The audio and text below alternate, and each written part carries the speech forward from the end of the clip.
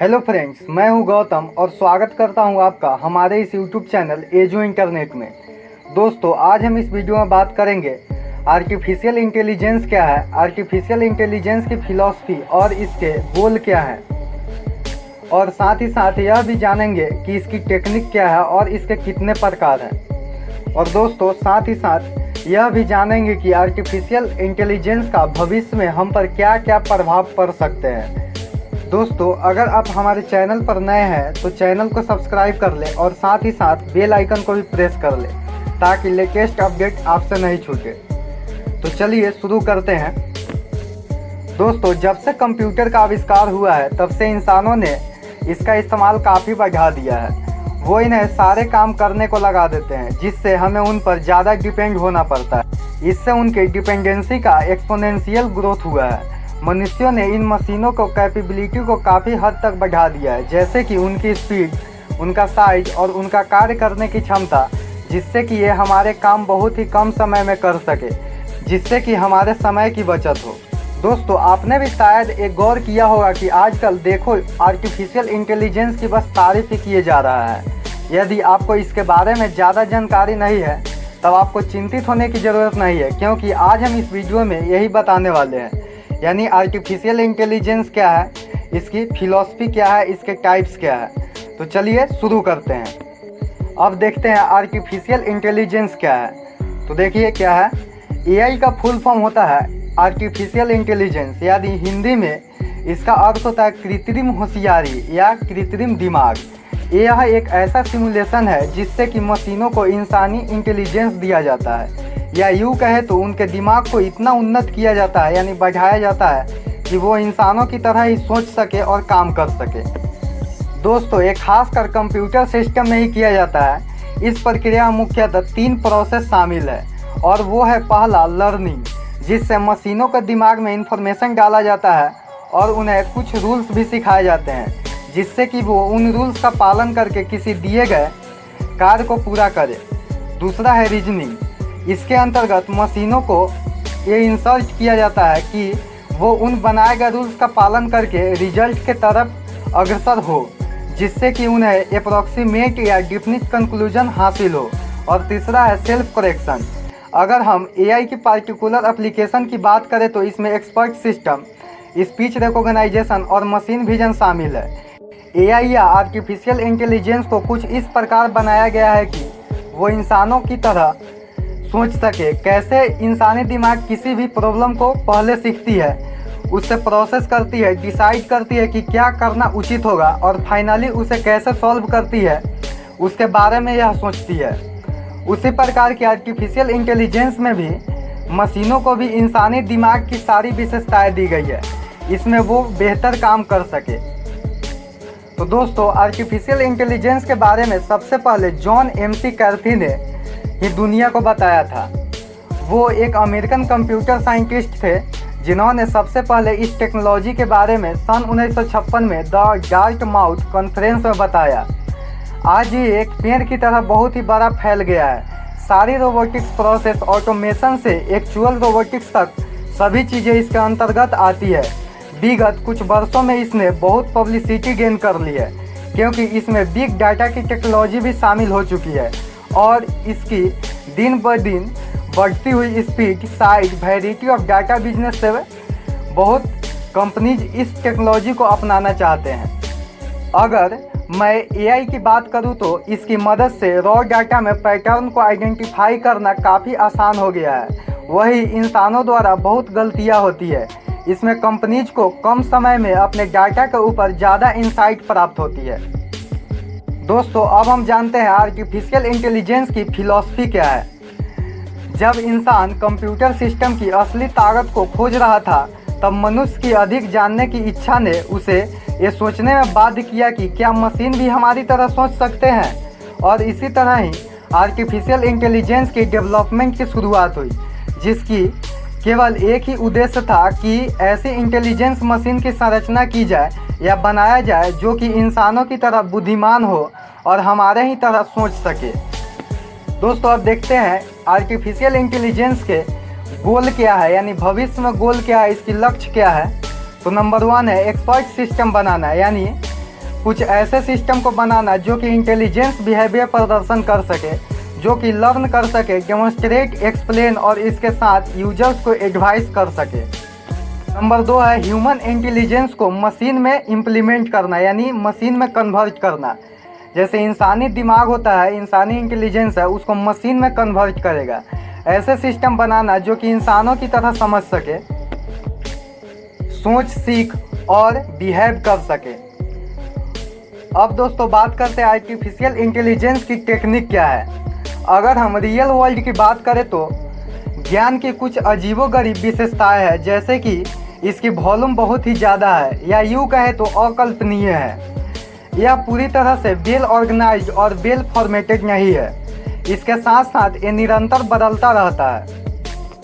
अब बात आता है कि तब एआई टेक्निक क्या है, तो मैं आपको बता दूं कि आर्टिफिशियल टेक्निक एक ऐसा टेक्निक है जिससे कि हम ज्ञान और नॉलेज को ऐसे ऑर्गेनाइज्ड वे में रखेंगे कि जैसे हम इसका इस्तेमाल बहुत ही इफ़िशियंसी से कर सकते हैं। जैसे कि ये पढ़ने और समझने योग्य होना चाहिए, जो लोग इसे प्रोवाइड करते हैं। ये आसानी से मॉडिफाई करने योग्य होना चाहिए, जिससे कि इसकी एरर्स को आसानी से सुधारा जा सके। ये बहुत से जगह में यूजफुल होना चाहिए, हालांकि ये इनकम्प्लीट और इनएक्यूरेट हो। दोस्तों एआई टेक्निक को अगर कोई कॉम्प्लेक्स प्रोग्राम के साथ इक्विप किया जाता है तो उसकी स्पीड ऑफ एग्जीक्यूशन को बहुत ही हद तक बढ़ाया जा सकता है। दोस्तों अब हम बात करेंगे आर्टिफिशियल इंटेलिजेंस के टाइप या प्रकार के बारे में। तो आर्टिफिशियल इंटेलिजेंस के 2 टाइप्स है, एक वीक एआई और एक स्ट्रॉन्ग एआई, यानी 2 है। नंबर 1 देखते हैं वीक एआई, यानी वीक आर्टिफिशियल इंटेलिजेंस। इस प्रकार के एआई को नैरो एआई भी कहा जाता है। इन एआई सिस्टम को कुछ इस प्रकार डिजाइन किया गया है कि यह केवल एक पार्टिकुलर टास्क को ही कर सके। उदाहरण के तौर पर इस virtual personal assistant such as Apple Siri, जैसे एप्पल में हे सीरी बोला जाता है, यह एक वीक एआई है, यानी वीक आर्टिफिशियल इंटेलिजेंस है।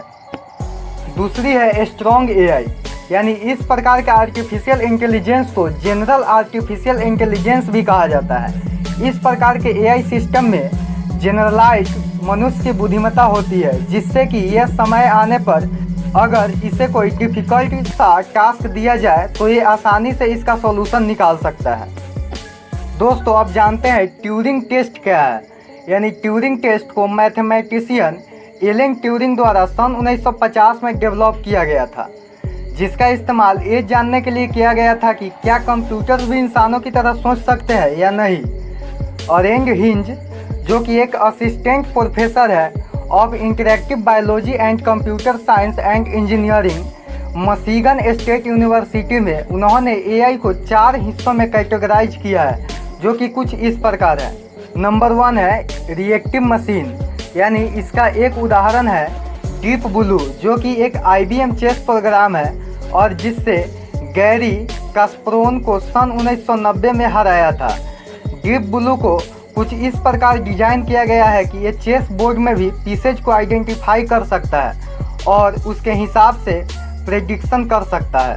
दोस्तों रिएक्टिव मशीन की एक डिसएडवांटेज भी है, इसकी अपनी कुछ मेमोरी नहीं है, जिससे ये अपने पास्ट मूव को बारे में याद नहीं रख सकता, जो कि ये फ्यूचर में इस्तेमाल नहीं किया जा सकता है। ये पॉसिबल मूव्स को एनालाइज करता है, इसके खुद की और इसके अपॉइंटमेंट की, और फिर ये उस हिसाब से सबसे बेहतर स्ट्रेटेजिक मूव को चुनता है। डीप ब्लू और गूगल अल्फागो को नैरो पर्पस के लिए डिज़ाइन किया गया है और इसे आसानी से दूसरे सिचुएशन में अप्लाई नहीं किया जा सकता। दोस्तों अब इसका दूसरा प्रकार है लिमिटेड मेमोरी। इस प्रकार के एआई सिस्टम अपने पास्ट एक्सपीरियंसेस को इस्तेमाल कर अपने फ्यूचर डिसीजन को तय करते हैं। कुछ डिसीजन मेकिंग फंक्शन को जो कि ऑटोनोमस व्हीकल्स में इस्तेमाल किया जाता है और उन्हें इसी प्रकार से डिजाइन किया गया है। टाइप 3 देखते हैं, यानी नंबर 3 है थ्योरी ऑफ माइंड। यह एक साइकोलॉजी टर्म है, ये एक हाइपोथेटिकल कंसेप्ट है। इसमें ये दर्शाता है कि दूसरे का अपना बिलीफ, डिजायर एंड इंटेंशंस होता है, जो कि उनके डिसीजन में इम्पैक्ट डालते हैं। इस प्रकार के एआई अभी इस दुनिया में मौजूद नहीं है। नंबर 4 देखते हैं सेल्फ अवेयरनेस। इस कैटेगरी के अंतर्गत एआई सिस्टम की खुद की सेल्फ अवेयरनेस होती है, अपनी एक कॉन्शियसनेस होती है। दोस्तों, मशीन जिनकी सेल्फ अवेयरनेस होती है वो अपने करेंट स्टेटस को समझते हैं और उसी इन्फॉर्मेशन को इस्तेमाल कर ये समझते हैं कि दूसरे क्या फील करते हैं। तो दोस्तों, इस प्रकार के एआई अभी दुनिया में मौजूद नहीं है। दोस्तों, अब जानते हैं एआई के कुछ उदाहरण के बारे में। तो क्या क्या है इसके उदाहरण? जैसे नंबर 1 है ऑटोमेशन। यह एक ऐसी प्रक्रिया है जिसमें कि सिस्टम और प्रोसेस फंक्शन को ऑटोमेटिक कर दिया जाता है। उदाहरण के तौर पर रोबोटिक प्रोसेस ऑटोमेशन को प्रोग्राम किया जाता है ताकि वो हाई वॉल्यूम रिपीटेबल टास्क को आसानी से कर सके। दूसरे उदाहरण है मशीन लर्निंग। आपने कभी मशीन लर्निंग का नाम तो सुना ही होगा, तो यही उदाहरण है इसका, आर्टिफिशियल इंटेलिजेंस का। यह एक ऐसा साइंस है जो कि कंप्यूटर बिना प्रोग्रामिंग के काम करता है। डीप लर्निंग, मशीन लर्निंग यह एक ही भाग है जिसमें प्रेडिक्टिव एनालिटिक्स को ऑटोमेशन किया जाता है। मशीन लर्निंग के मुख्यतः 3 एल्गोरिदम्स हैं। एक है सुपरवाइज्ड लर्निंग, जहां की डाटा सेट्स को पैटर्न कहा जाता है और जिसे कि नए डाटा सेट्स को लेबल करने में काम आता है। दूसरा है अंडरवाइज लर्निंग, जहां की डाटा सेट्स को लेबल नहीं किया जाता है बल्कि उन्हें सॉर्ट किया जाता है उनके समानता और असमानता के आधार पर। और दोस्तों, तीसरा है रेनफोर्समेंट लर्निंग, जहां डाटा सेट्स को लेबल नहीं किया जाता है पर कुछ एक्शन और ज़्यादा एक्शन करने के बाद एआई सिस्टम को फीडबैक दिया जाता है। दोस्तों, अब जानते हैं इसकी एप्लीकेशन क्या है, यानी आर्टिफिशियल इंटेलिजेंस के एप्लीकेशन क्या है। तो ये कहाँ कहाँ यूज किया जाता है? जैसे हेल्थ केयर में यूज किया जाता है और बिजनेस में भी यूज किया जाता है, एजुकेशन में यूज किया जाता है, फाइनेंस में, लॉ में, मैन्युफैक्चरिंग में, ये सभी में यूज किया जाता है। तो इसको डिटेल में जानते हैं। जैसे एआई हेल्थ केयर में कैसे यूज किया जाता है, यानी एआई का सबसे बड़ा इस्तेमाल हेल्थ केयर इंडस्ट्री में होता है। यहाँ सबसे बड़ा चैलेंज यह है कि कैसे हम पेशेंट का इलाज एक बेहतर तरीके से कर सकें और वो भी कम से कम लागत में। इसलिए अब कंपनीज एआई का इस्तेमाल हॉस्पिटल में कर रही है जिससे कि बेहतर और जल्दी मरीजों का इलाज सुचारू रूप से हो सके। ऐसे ही एक बहुत ही फेमस हेल्थ केयर टेक्नोलॉजी है और जिसका नाम IBM वाटसन है। इसके साथ साथ अब कॉमन बीमारियों के लिए भी हेल्थ केयर असिस्टेंट आ चुका है, जिसकी मदद से अब आम लोग अपने बीमारियों का इलाज करवा सकते हैं। इन सभी मशीनों का इस्तेमाल से अब हेल्थ केयर में एक बहुत ही बड़ी क्रांति आने वाली है। नंबर 2 है एआई बिजनेस में कैसे यूज किया जाता है। जैसे रोबोटिक्स प्रोसेस ऑटोमेशन की मदद से अब हाईली रिपीटेटिव टास्क को मशीनों के द्वारा किया जा रहा है। मशीन लर्निंग एल्गोरिदम्स को अब एनालिटिक्स एंड CRM प्लेटफॉर्म के साथ इंटीग्रेट किया जा रहा है, यानी विभाज्य किया जा रहा है, जिससे कि ये पता चल सके कि कैसे कंपनीज अपने कस्टमर को बेहतर मदद कर सके। नंबर 3 है यह एजुकेशन में कैसे यूज किया जाता है। दोस्तों, एआई की मदद से अब ऑटोमेट ग्रेडिंग किया जा सकता है जिससे कि एजुकेटर्स को ज़्यादा टाइम मिल सके बच्चों को पढ़ने में। एआई की मदद से कोई भी छात्र को अच्छी तरह से इंस्पेक्ट किया जा सकता है, क्या ज़रूरत है, किन किन सब्जेक्ट में वो वीक है, यानी ये सभी का इस्तेमाल एजुकेशन में ही कर सकते हैं। आजकल एआई ट्विटर्स यानी आर्टिफिशियल इंटेलिजेंस ट्विटर की मदद से स्टूडेंट्स को घर बैठे ही सभी चीज़ों का हल ढूंढ ले रहे हैं। इससे उनकी पढ़ने में इंटरेस्ट भी काफ़ी आ रही है।